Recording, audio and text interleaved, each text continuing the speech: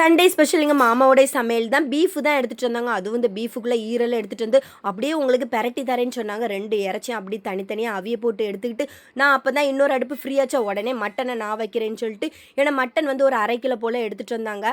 அதுக்கு வந்து கொஞ்சம் போல் எண்ணெயை ஊற்றி கிராம்பு, பட்டை, ஏலக்காய் இதெல்லாம் போட்டுக்கிட்டு, அப்படியே இந்த சின்ன வெங்காயம் நிறைய போட்டு நல்லா வதங்கினதுக்கப்புறம் இஞ்சி பூண்டு பேஸ்ட்டு அது பச்சை வாசனை போனதுக்கப்புறம் தக்காளியும் போட்டு நல்லா கிண்டி எடுத்து, அப்படியே 1/2 கிலோ அந்த மட்டனையும் உள்ளே போட்டு, அதுலேயே நல்லா கிண்டி எடுத்த பிறகு மசாலா என்னெல்லாம் சேர்த்தேன்னா, இந்த வத்தல் பொடி, மஞ்சள் பொடி, கரம் மசாலா, கிராம்பு பட்டை கொஞ்சம் பொடிச்சது இருந்தால் அதையும் போட்டு எடுத்து நல்லா பெரட்டி எடுத்து கொஞ்சம் போல் தேங்காவை அரைச்சி ஊற்றி அப்படியே மல்லித்தலையை இறக்கி விட்டு எடுத்தோன்னே என்ன ஒரு அருமை தெரியுமா நான் வச்ச மட்டனு.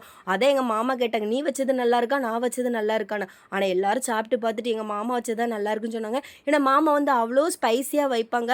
எல்லாம் அந்த வத்தல் பொடி, மஞ்சள் பொடி, கரம் மசாலா எல்லாத்தையும் போட்டு எடுத்து வச்சு லாஸ்ட்டில் மதியத்துக்கு வந்து அந்த ஈரலை பெரட்டி தந்தாங்களோ அவ்வளோ ஒரு டேஸ்ட்டு.